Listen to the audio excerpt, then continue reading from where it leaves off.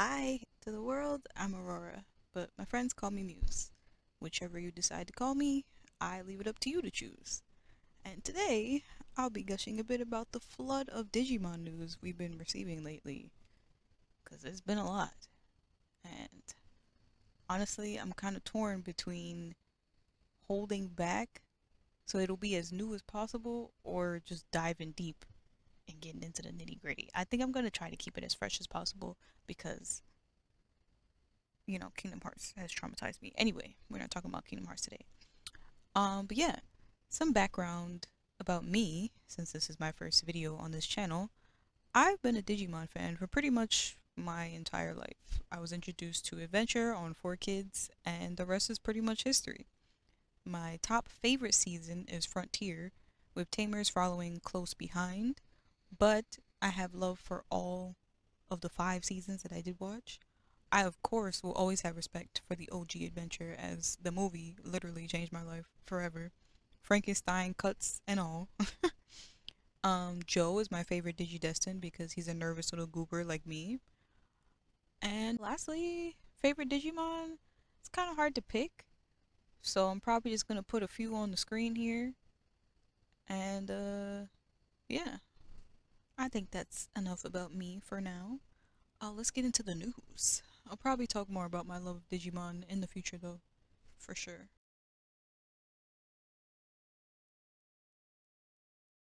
The main reason I've been wanting to make this video, Time Stranger, Time Stranger, Time Stranger.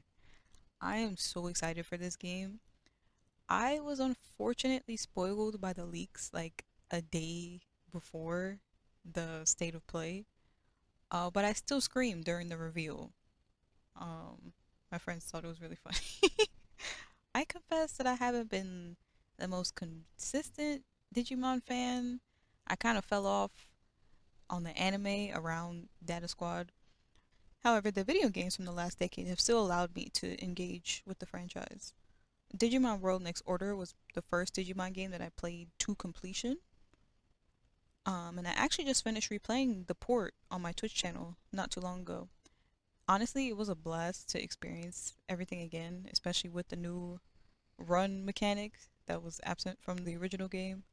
It definitely helped with getting around way more easily. When I first played it though, it definitely took some time for it to grow on me. I actually kind of hated it. Story time on that may come in the future. But yeah, I love it now, so yeah. The Cybersleuth games on the other hand though, I was locked in from the jump. Like Hacker's Memory is still one of my favorite video games of all time, despite it being considered like a side component to the first game. But yeah, Cyber Sleuth, both games have a very special place in my heart. And lastly, Digimon Survive, the most recent game that just came out. That one was quite a ride, I will say, with it being like a visual novel, um, and like strategic turn-based combat. I usually don't play those types of games, but I was like, it's Digimon, so I'm gonna play it, obviously.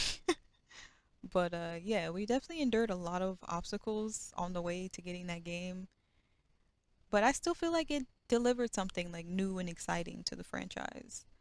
I honestly just wish that they gave us a chapter select because replaying that game, which I want to do, is just the fact that we had to start all over from the beginning. I get why, but yeah. Anyway, I digress. Back to Time Stranger. The game looks so good. Like, I'm already so excited for the new features. I immediately peeped that budget increase when I saw that we no longer had a fixed camera. The environments look so lively, and I'm so ready to just run around and explore. Like all the Digimon everywhere, just and the fact that they have shops, I think this I'm so excited. But yeah, the music sounds amazing so far, which I'm not surprised at all. I love the music from Cyber Sleuth and also Danganronpa. The battle theme or whatever theme that they've been using in like the Digimon reveal posts on Twitter, definitely need that song. It slaps. The UI for the menus looks great. I do kind of feel like it resembles Survives a bit in terms of like the minimalist look, which I'm kind of torn on. Like on one hand, I do find the black screen a little lackluster, but on the other, like I don't hate it. One of the reasons I love Digimon so much is its aesthetics. I feel like the graphic design is always on point and it influences me greatly in my budding art career. But anyway, the story seems very intriguing so far. Like I'm ready to fully immerse myself into another mysterious adventure with my Digimon. And speaking of that, 450 Digimon. I really hope we get the rest of the legendary warriors in this game because if I can have Kazumon on my team, I don't care how long it takes. I'm training her up to be one of the strongest members on my team. She is not getting benched. And also, there hasn't really been an inclination, but I really hope that Mireille somehow shows up again. I like the idea of her being like the Igor of Digimon and like showing up in the different digital worlds and being existing in the space between. I love that concept. Also Kiremi, one of the new characters, father, is that you? I don't know. I don't want to put out any speculation yet, but I got my eyes on that guy for sure. To be balanced though, one thing I'm not a huge fan of is these special editions for the games. I love Digimon with all of my heart, but I am not really in a position to where I can just break the bank for these prices. Like the collector's edition, I would love to get that, but cannot afford that. I would have wanted to just get the add-ons that come with the deluxe version, but it's exclusive to the digital version only. And for games that I know I'm going to love, or like for franchises that I'm already invested in, I absolutely want a physical copy of the game. So if I do want a physical copy and the extra items, I have to buy the Ultimate Edition, which is $120. I have never spent $120 for a video game in my life. So I'm definitely not looking forward to that dilemma. The current status of the gaming industry is depressing. But anyway, that's really my only main concern as of now.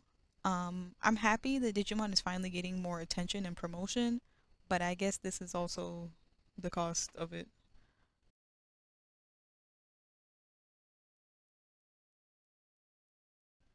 Digimon Beat Break. I was not expecting a new anime announcement at Digimon Con, but I'm really looking forward to it. I was telling my friends that this is now the oldest anime protagonist, and they were all shocked to learn that Marcus is only 14.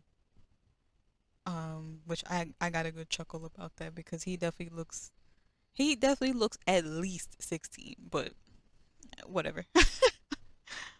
I'm wondering like if it's gonna be music focused based on the title, like Beat Break, and if it is, I'm very intrigued because I feel like I didn't get to watch Appmon. I kind of missed out on that, but I do eventually plan on watching it. So I feel like having Digimon, like their existence in the context of like music, it seems like a real like digital music seems like a really interesting concept. So, but I can't really get too much of a reading based on just the key art. So I'll kind of hold any theories that I have for now, aside from what I just said. I hope that it will be accessible on a streaming platform like Hulu. And speaking of that, I hope we're still getting that Ghost Game dub. Like I held back on watching it when they announced that the dub was coming, but now that it's been some time, I might just end up watching it soon anyway. Um, but yeah, I personally don't have a preference for dub or sub. Overall, when I watch anime, I don't really have a preference. It's just kind of whatever I start with is what I get attached to, but sometimes I might watch both. It depends on situation, but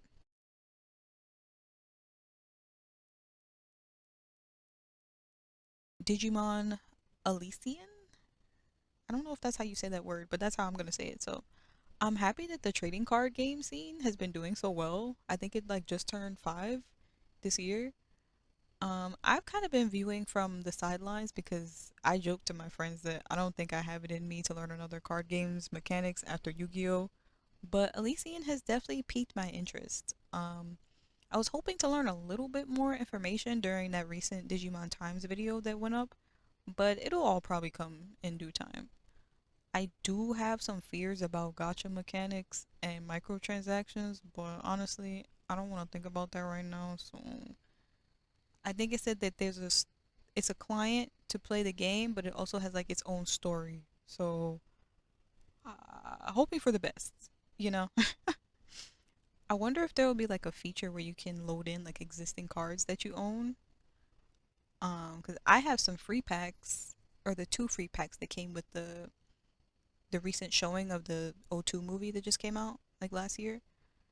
And then I have two packs that I picked up from a shop in the mall some time ago that I have yet to open. So maybe I'll wait for Alysion to open them. I don't know.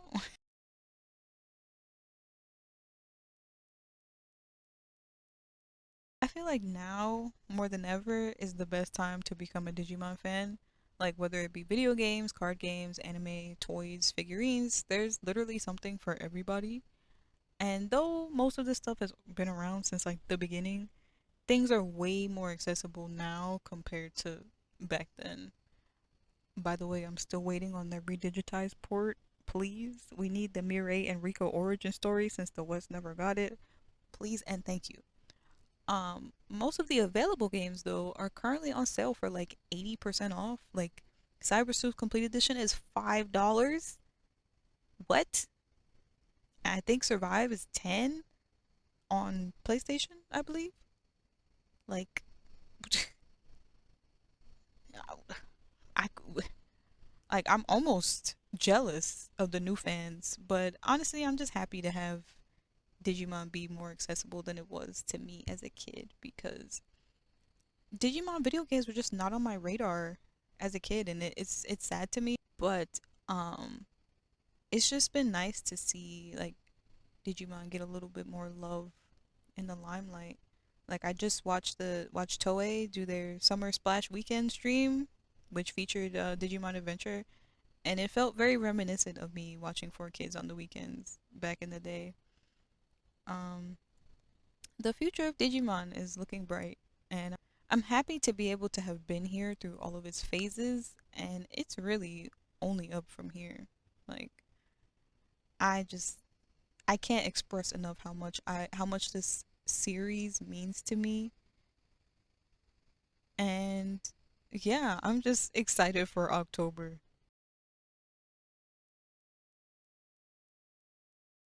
Hi, if you made it to the end of the video, thank you so much for watching. I could honestly yap about Digimon like all day, but that won't be the only focus of this channel. I mentioned Twitch earlier, and yeah, I've been streaming pretty casually for about 3 years now, and it's been pretty fun. I mostly play whatever scratches my nostalgic itch, but I have been branching out and trying new games outside of my comfort franchises like Digimon, Kingdom Hearts, and Persona. I recently beat Super Mario 64 for the first time, and that was quite a time, I have to say.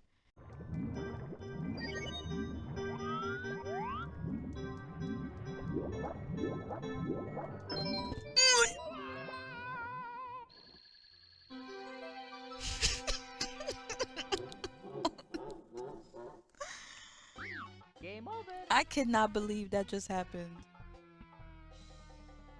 I cannot believe. It was mostly fun though. I may compile some highlights and put it on the channel at some point. I'm also a part of a creative collective, Chaotic Theory, also known as Chaotic Theory TV, and it's been a passion project between my close friends and I for about a year now. We're currently planning to stream a replay of Digimon Survive in the near future, so if anyone is interested in that, please check us out. And I did mention that I played World Next Order, but I have yet to do the DLC.